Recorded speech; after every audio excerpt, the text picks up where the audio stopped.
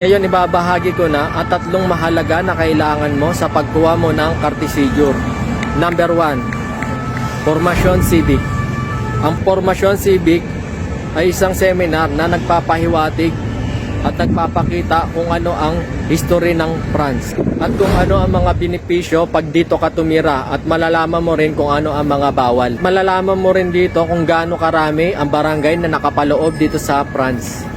At sa history, malalaman mo kung bakit ganun ang kulay ng flag ng France at kung ano ang mga ibig sabihin ng kulay na ito.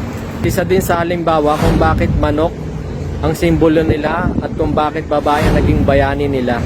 At marami pa, nasa Formasyon Civic mo lang din ito malalaman. Importanteng matapos mo ito dahil doon mo pa lang makukuha ang certificate na kailangan mo. Number 2, Linguistic. Yan yung mag-aaral ka, may 200 hours ka na kailangan mong tapusin sa school.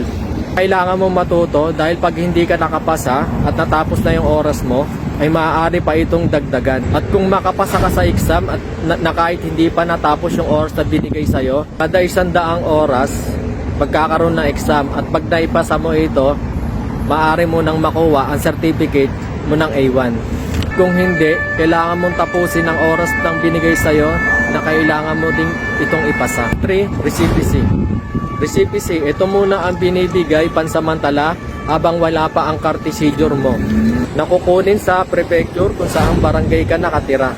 Makukuha mo lang ito pag nakuha mo ang mga requirements na kailangan mo, na ipapalit para makuha mo ang recipe mo, na gagamitin mo din para makuha ang Cartesijur mo.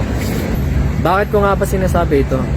Sinasabi ko to para magkaroon kayo ng idea at kung ano yung mga kailangan requirements, kung paano mo makuha ang Cartesijur mo ng France. Kung may pagkakataon kayo na asikasuhin yung papel nyo, andyan na yung mga halimbawa.